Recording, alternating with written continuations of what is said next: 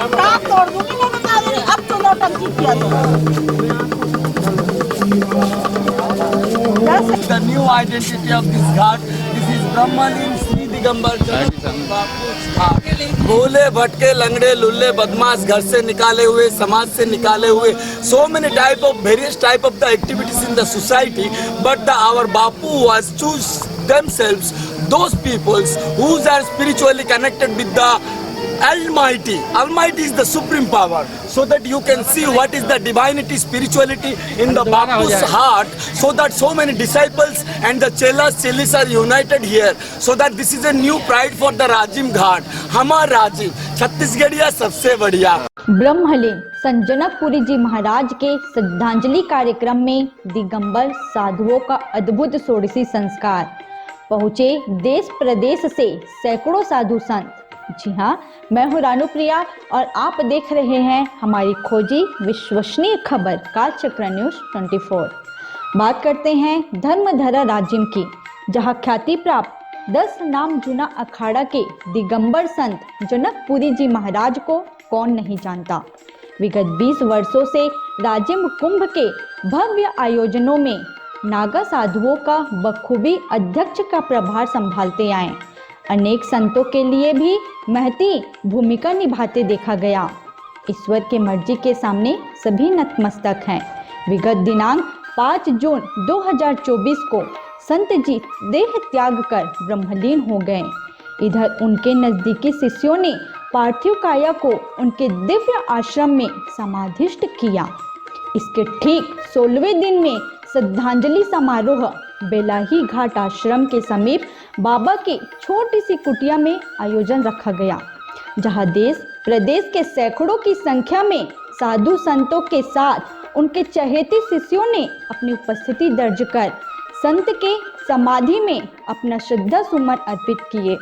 वही दिगंबर संतों ने अद्भुत षोडशी कार्यक्रम का आयोजन किया, जो देखते बनती थी, जहां 16 संतों को 16 प्रकार से दान दक्षिणा कर ब्रह्मलीन संत के सूक्ष्म आत्मा को लोक कल्याणकारक करने की विधि बनाई गई। वही गुरु परंपरा के तहत ब्रह्मलीन संत के सदगुरु महंत विश्वनाथ जी पुरी उड़ीसा वाले की सानिध्य में षोडशी कार्यक्रम के तहत विधिवत आश्रम के उत्तराधिकारी के रूप में कंबल पोशी संस्कार एवं सम्मान के साथ महंत गुरु माता सिद्धेश्वरी पुरी हरियाणा आश्रम एवं माता अम्बापुरी उड़ीसा को गद्दी सौंपी गई।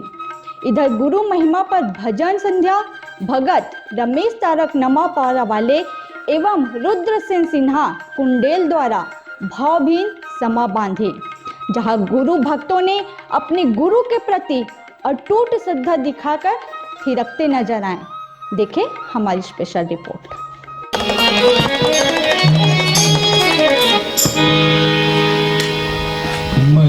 लूटिले बंदे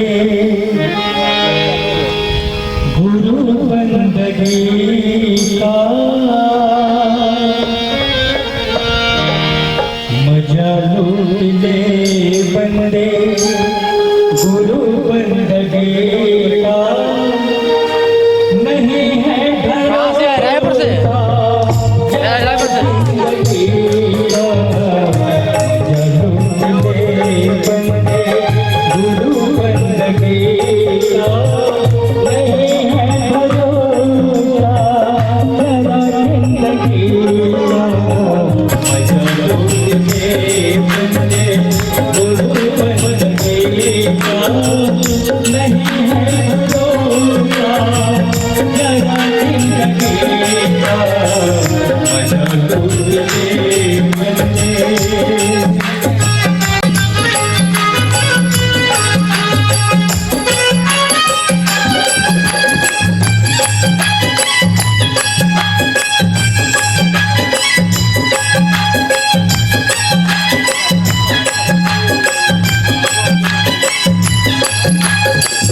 देखिए हम पहुंच चुके हैं त्रिवेणी संगम के उस स्थान पर जहां पे दिगंबर महाराज जी जनकपुरी जी महाराज जी जो ब्रह्मलीन हुए हैं उनकी श्रद्धांजलि कार्यक्रम किया जा रहा है और श्रद्धांजलि स्थल की ओर हम बढ़ रहे हैं और बताते हैं कि किस प्रकार से साधु संतों का यहाँ पे जमावड़ा है और श्रद्धांजलि कार्यक्रम किस प्रकार से ये नागा साधुओं द्वारा यहाँ पे दिगंबर महाराजों के द्वारा किया जा रहा है। आइए आपको बताते हैं।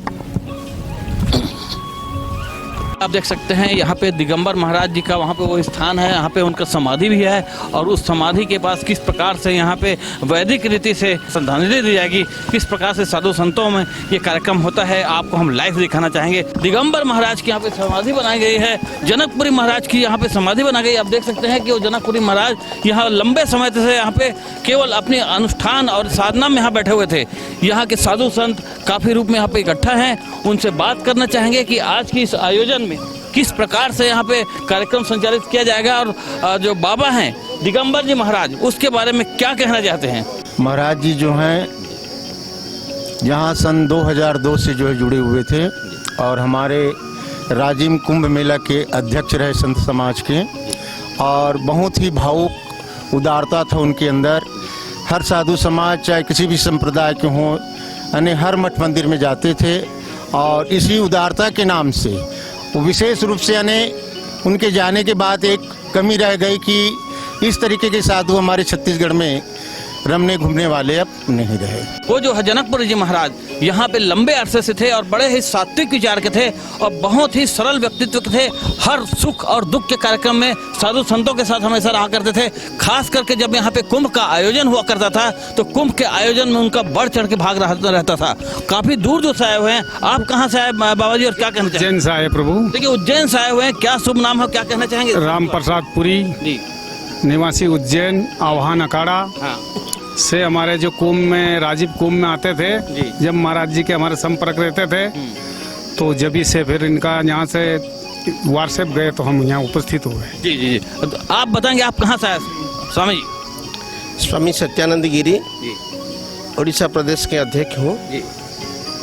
जनकपुरी के साथ जो भाव था, इनके उदारता के साथ मैं इनके साथ जुड़ी हुआ था। इनके जो स्वभाव है, संत सरलचित जगत हित, हित अनहित नहीं कोई, ये स्वभाव के तपस्वी संत है। सरलता है इनके, सरलता के भावधारा में समाज इनके साथ जुड़ी हुआ है।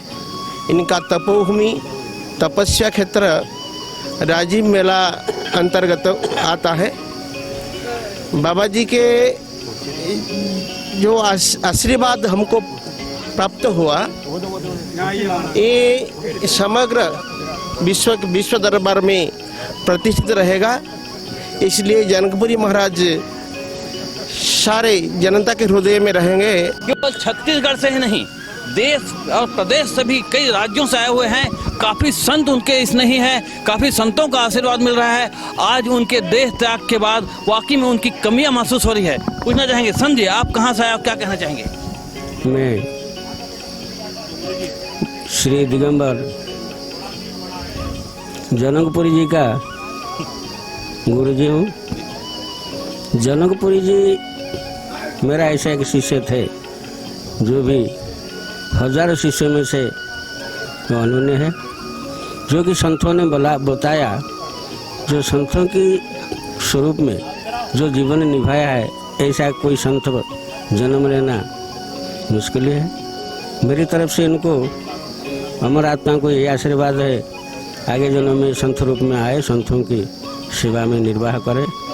ये राजीव कुंभ मेला का जो निर्वाह करना, जनकपुरी की सिवाय और कोई महात्मा निर्वाह करना बड़ा भारी मुश्किल पड़ेगा। फिर भी आशा है आप लोग की श्रद्धा प्रेम से जो मेला चलेगा गवर्नमेंट की तरफ से और लोकल की तरफ से अच्छा से होगा। हमारा आशा है जो कि छोटा मोटा कुटिया करके जनकपुरी महाराज यहाँ निवास करते थे, इस जगह को अच्छा से संतों के लिए निवास बने और सबके लिए मैं यही निवेदन करता हूँ। संत जी, गुरु जी, आप बताएंगे कि अभी वर्तमान में जनकपुरी जी देह त्याग दिए हैं, समाधि स्थापित हो गया है, आप सब यहाँ पे आए हुए हैं, उनके जगह आप यहाँ पे किनको बिठा लेंगे या कौन बैठने वाले हैं? उनको जो सीनियर शिष्य के रूप में दो चेली है, बड़े चेली जो कि हमारा उनको महंताई दिया जा रहा है, वो अच्छा से स्वरूप से जो समझदारी में आश्रम को चलाते रहेगी। यहाँ तक संत जी की बात है, सब गुरु मूर्तियों ने उनका बखान किया।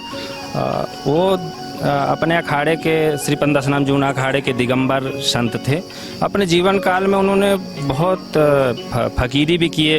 अपने जीवन में उन्होंने कभी तन में कपड़ा नहीं रखे और जगह जगह अलग जगह लोगों में खासकर छत्तीसगढ़ में उन्होंने एक यात्रा जैसे दिग्दिगांतर हमारे जगत गुरु शंकराचार्य निकालते थे, वो इस तरह के उन्होंने जगह जगह जाकर अपने जीवन में उन्होंने धर्म का प्रचार किया। और छत्तीसगढ़ में बहुत हमारे रतन थे, कहा जाए 7 रत्नों में से एक रतन थे। उनके जाने के बाद हमारे संत समाज का बहुत आघात हुआ और बहुत अब हमारे कहते हैं संतों में कि कहीं जाते नहीं हैं, अगल बगल ही रहते हैं और उनका आशीर्वाद सबको मिले और समाधि में जाकर और गुरु और चेला का परंपरा होती है जो कि अभी निभाया जाएगा।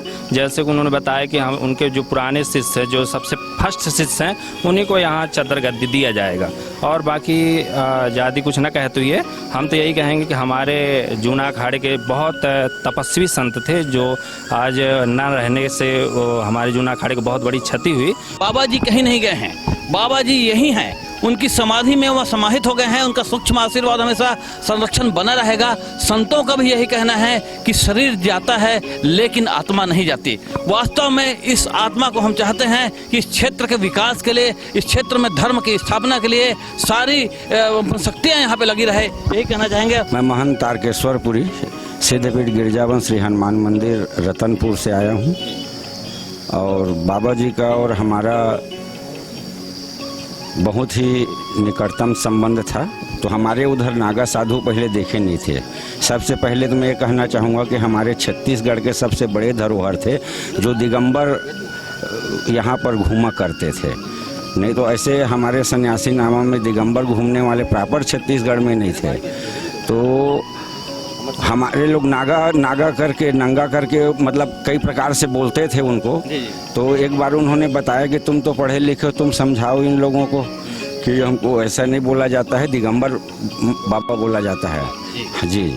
तो ऐसे वो दिगंबरी हुए। इस कुंभ मेला में उन्हीं के यहाँ आने से, रहने से और उनके नेता चेता अभिनेता जो हैं, इसमें संत सभी लोगों को जोड़ने का उनका बहुत बड़ा श्रेय है। राजिम कुंभ मेला की एक विशेष शोभा थे और सभी साधु संतों को स्नेह करते थे, प्रेम करते थे।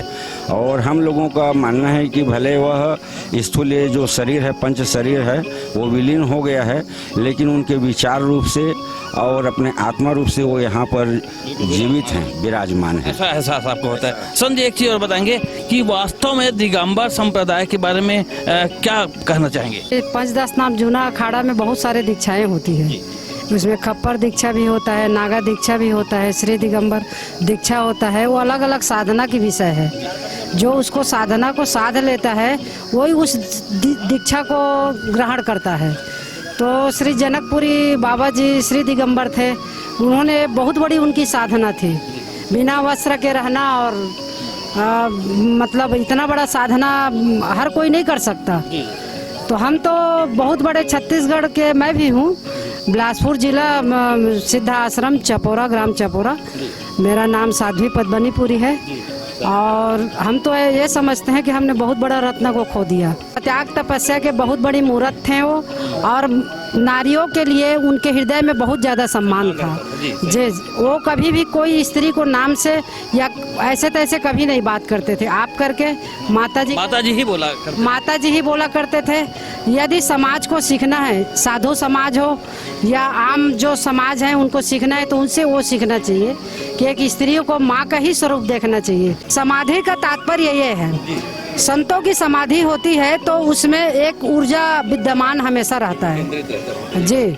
और वो समाधि के आम जन जो गृहस्थ लोग हैं चाहे साधु हैं, वहाँ पूजा करते हैं, मन्नत मांगते हैं, वो पूरा होती है। वो ऊर्जा के द्वारा उनको वो शक्ति प्रदान होती है। जिसको निर्धन है या बच्चा नहीं है उसको वो मिलता है। इसलिए हमारे अखाड़ा में, हमारे संन्यास जीवन में समाधि का पूजा होता है। अन्यथा सनातन धर्म में अग्नि संस्कार का नियम है।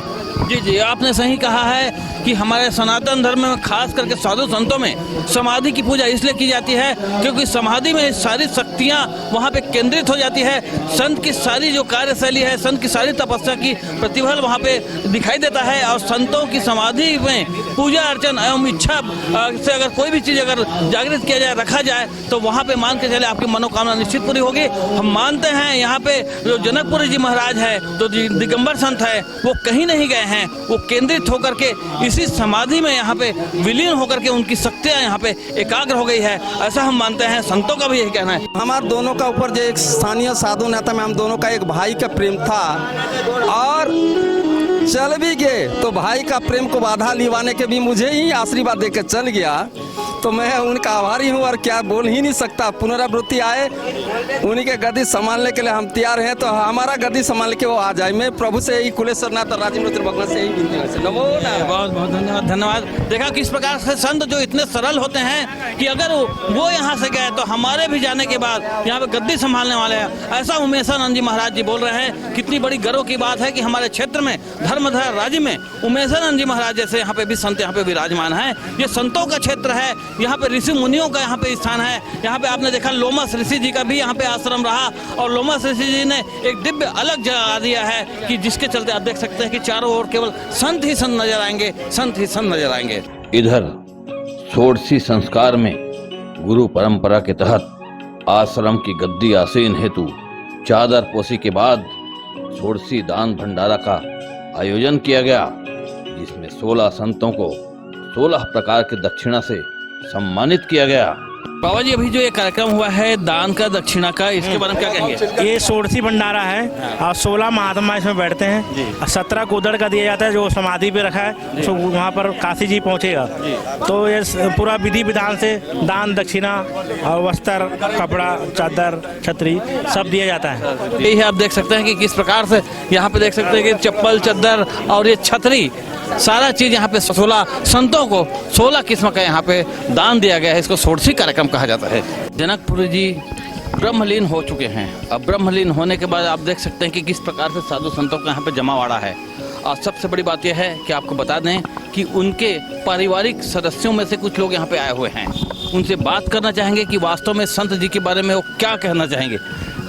दिगंबर जी महाराज जी हवे बाद में नाम होकर दिगंबर महाराज पड़ी से है ना, जनकपुरी महाराज ओकर ओरिजिनल नाम का रही से युगल किशोर। जुगल किशोर। युगल किशोर, अच्छा जुगल किशोर है ना। तो के साल पहली वहाँ ये जब उम्र कतकर ही सोई जब संत बन गए? वही 14-15 साल के। 14-15 साल की उम्र में वो संत बनी से।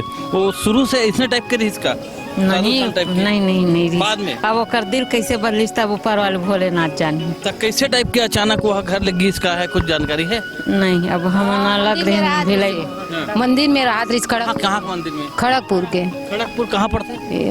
यही कलकत्ता। कलकत्ता। तो रहने वाला कहाँ के? खड़गपुर के। अभी भिलाई से कौन है? भिलाई से। तो ये खास बाबा जी रहने वाला कहाँ के? खड़गपुर में रहा था, इसे मतलब कमाने खाने के लिए माँ बाप चले गए थे खड़गपुर। भिलाई आए हुए थे है ना, तो रहने वाले खड़गपुर के हैं। तो अचानक होकर अंदर प्रेरणा हुई, सब मंदिर में वहाँ बैठ गए, तब से वो संत हो गए। तो और संत के बारे में क्या जान से बताओ? और नहीं जानू, कोई बाबा जी आ रही से उड़ीसा से ना, तो वही बाबा जी से होकर मुलाकात हो गए और वहीं से होकर दिल परिवर्तन हो गई। अच्छा, बीच बीच में आप लोग आते थे मिलने के लिए? हाँ, बीच बीच में आते थे। तो अभी आए थे कुछ दिन पहले रुद्र अभिषेक के लिए, तो मिले थे, तब ठीक था बाबा जी। हाँ, मैं उसकी भांजी हूँ। भांजी, क्या नाम आपका? महेश्वरी। तो बाबा जी से मिले बार बीच बीच में आते? हाँ, कभी कभार मतलब मौका पड़ जाता। तो देखो किस प्रकार से यहाँ पे इनके परिवार वालों से हमने मिला है। इनके परिवार वाले भी बता रहे हैं कि खास करके बाबा जी जो है खड़गपुर के रहने वाले हैं और अचानक 13 साल और 14 साल की उम्र में उनके हृदय में परिवर्तन हुआ और शांति वो संत की एक प्रवृत्ति में आ गए। गोमूर्ति सुनना जी, पंगत की आई है गोमूर्ति, सभी गोमूर्तियाँ कल्पवास में भंडारा खा गया, वहाँ जाएंगे सब लोग।